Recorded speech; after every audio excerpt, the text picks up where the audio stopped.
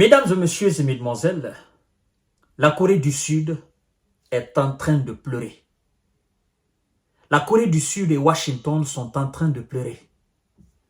Vladimir Poutine et Kim Jong-un viennent de remporter une victoire stratégique, mais hautement stratégique. Ils viennent de mettre fin aux velléités sud-coréennes en connivence avec les États-Unis contre la Corée du Nord. Vladimir Poutine vient de créer les conditions optimales de sécurité de la Corée du Nord.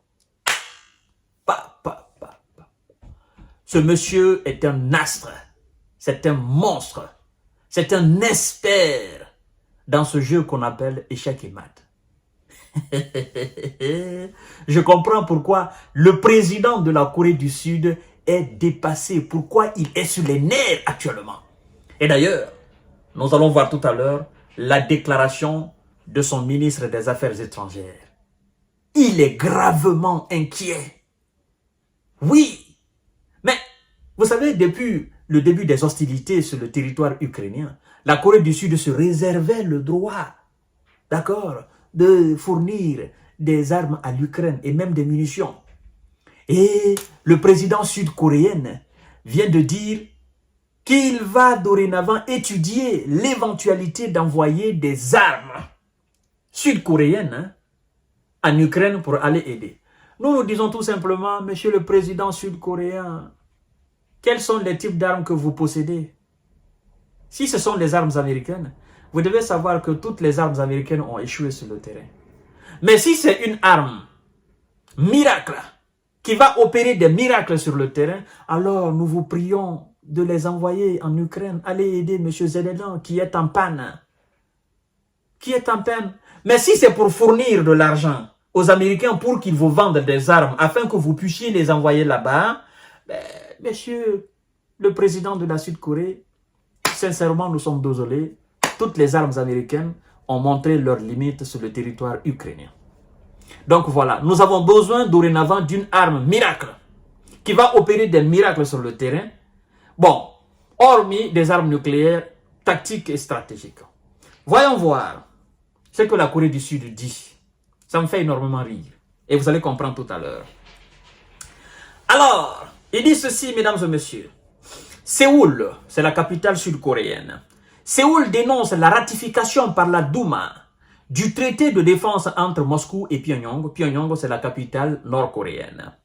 Le ministre sud-coréen des Affaires étrangères a exprimé sa grave inquiétude après la ratification par les députés russes d'un traité de défense avec la Corée du Nord, intitulé « Traité du partenariat stratégique global ». Le texte adopté jeudi, l'unanimité, est signé le 19 juin au cours d'une rare visite du président Vladimir Poutine à Pyongyang, prévoit dans son article 4 une aide militaire immédiate en cas d'agression armée de pays tiers. Waouh! Alors, la Corée du Sud et les États-Unis d'Amérique, vous savez, affirment que les militaires, les soldats coréens de Nord-Corée s'entraînent en Russie. L'Ukraine a déclaré cette semaine que les soldats étaient arrivés dans la zone de combat de la région frontalière russe de Kursk. Alors, Pyongyang, comme Moscou, ont précédemment démenti ce déploiement. Mais Séoul dit quoi? Écoutez ce que Séoul dit. Mesdames et messieurs et mesdemoiselles, partagez la vidéo dans tous les groupes possibles. Vous allez comprendre tout à l'heure. Alors, Séoul exprime sa grave inquiétude après la ratification par la Russie du traité, n'est-ce pas, Russie-Corée du Nord, alors que des troupes nord-coréennes, selon eux, sont actuellement déployées en Russie, a déclaré le ministère des Affaires étrangères sud-coréen dans un communiqué. Le gouvernement sud-coréen demande instantanément, le gouvernement sud-coréen demande instamment le retrait immédiat des troupes nord-coréennes et la cessation de la coopération légale, de la coopération illégale, a-t-il ajouté. La coopération de défense illégale, selon la Sud-Corée, entre la Corée du Nord et la Russie. Bon, selon le ministère des Affaires étrangères du Sud-Corée, cette coopération entre la Corée du Nord et la Russie, elle est illégale. D'accord. Alors, il dit ceci, le président de ce pays-là, il dit, je cite, le président sud-coréen Yoon Suk-yeol, il s'appelle Yoon Suk-yeol, a déclaré jeudi que son pays ne resterait pas les bras croisés face au déploiement de troupes nord-coréennes en Russie, qu'il a qualifié de provocation. C'est lui qui dit, le président dit que c'est une provocation qui menace la sécurité mondiale. Séoul va étudier. Donc, ils vont étudier, les Sud-Coréens vont étudier avec plus de souplesse qu'auparavant la possibilité de fournir des armes à l'Ukraine, a-t-il ajouté. De quoi Séoul se mêle? C'est la question. De quoi M. Yoon Suk-yeol, président sud-coréen, se mêle? De quoi?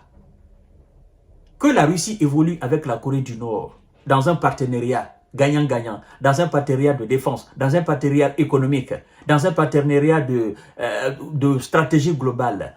Qu'est-ce que la Corée du Sud a à foutre de ça? C'est pas son problème. C'est pas que la Corée du Nord déploie des soldats, n'est-ce pas, nord-coréennes en Russie. D'ailleurs, la Corée du Sud devrait se réjouir de cela. Il devrait se dire, allez-y les Nord-Coréens, Monsieur Kim Jong-un, envoyez tous vos militaires en Russie, comme ça vous serez là avec moins de militaires et le jour que nous aurons envie de vous envahir, nous allons vous envahir. Allez-y, envoyez vos militaires là-bas. Envoyez tous les militaires nord-coréens en Russie. Comme ça, votre pays restera sans militaires. Et donc, nous aurons la facilité de vous envahir. C'est ce que le président sud-coréen devrait se dire, non? Alors, de quoi se mêle-t-il?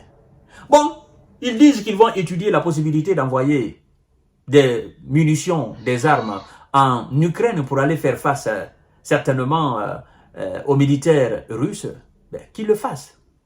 Maintenant, vous savez, c'est comme dans les années 50, pendant la guerre de Corée. Évidemment, la Chine a apporté son aide, la Russie a apporté son aide, et de l'autre côté de la Corée du Sud, les États-Unis et leurs alliés ont apporté leur aide. Vous comprenez? C'est pourquoi ce pays, sinon c'était les mêmes. On a divisé. Corée du Nord, Corée du Sud, c'était la même Corée. On a divisé. Vous comprenez? Et donc, maintenant, la Corée du Sud se dit, là, c'est autre chose. C'est officiel dorénavant. La Corée du Nord n'est plus seule. Elle n'a jamais été seule, mais officiellement, là, c'est un autre niveau. Donc, ça veut dire, le jour que nous allons nous attaquer à la Corée du Nord, la Russie viendra directement et la Russie va nous anéantir. Ben, nous voyons la Russie, ce qu'elle est en train de faire, elle seule, ce qu'elle est en train de faire face aux OTANiens sur le territoire ukrainien. Les Américains ne viendront jamais avec des armes dans notre pays-là. Tout ce qu'ils disent, c'est des discours, c'est des grands discours, c'est de la paperasse. Alors, la Corée du Sud croit vraiment qu'elle a perdu la bataille. Parce que bon, écoutez, mais vous faites des exercices militaires tout le temps avec les États-Unis d'Amérique. Les Américains disent qu'ils vont vous défendre sur tous les plans. Sur tous les plans militaires. Et si la Corée du Sud, Corée du Nord signe les mêmes choses avec la Russie, bon, pourquoi vous êtes trop alarmant? Pourquoi? Est-ce que c'est votre affaire? Laissez-moi vous dire, mesdames et messieurs et mesdemoiselles, en fait, dans les mois qui viennent là, la Russie va engager des exercices militaires avec une ampleur jamais enregistrée dans cette localité de notre monde là. La mer de Chine, mer du Coréen ou quoi, là où les exercices militaires américains et sud-coréens sont effectués, la Russie va faire aussi avec la Corée du Nord. Vous imaginez? La Corée du Sud n'a pas d'armes nucléaires, à moins que ce soit des armes nucléaires des États-Unis transportées dans ce pays-là. Mais la Corée du Sud, la Corée du Nord, elle a ses propres armes nucléaires. Elle a sa propre doctrine nucléaire. Donc, elle est une puissance nucléaire. Et on vous dit maintenant qu'elle a signé ce partenariat stratégique avec la plus grande puissance nucléaire au monde. Je comprends maintenant, ouais, pourquoi la Corée du Sud, c'est vraiment... Ils ont besoin de dire qu'ils sont graves inquiets. Je comprends maintenant pourquoi ils sont graves inquiets. Et, vous imaginez, la Corée du Nord, elle seule, effraie les États-Unis et la Corée du Sud. Maintenant, on vous dit que la Russie s'ajoute à la Corée du Nord. Ah, ça n'est trop pour la Corée du Sud. Ça n'est vraiment trop. Ils se disent non, non, la Russie aussi, comment tu peux faire de telles choses? Eh oui, nous sommes dans un monde de gagnant-gagnant. Chacun a ses partenaires. Gérez-vous avec votre partenaire américain. Laissez la Corée du Nord se gérer avec ses partenaires chinois et russes. Et si vous voulez venir dans leur camp là, débarrassez-vous des Américains. Parce que c'est le camp le plus sûr. Hein? Le camp Russie, Chine, BRICS, c'est le camp le plus sûr. Vous êtes dans un camp qui est inefficace. Inefficace. Donc, monsieur le président sud-coréen, mettez de l'eau dans votre vin, essayez de vous réchauffer le cœur avec les armes américaines. Sinon, si vous envoyez vos munitions sur le territoire ukrainien,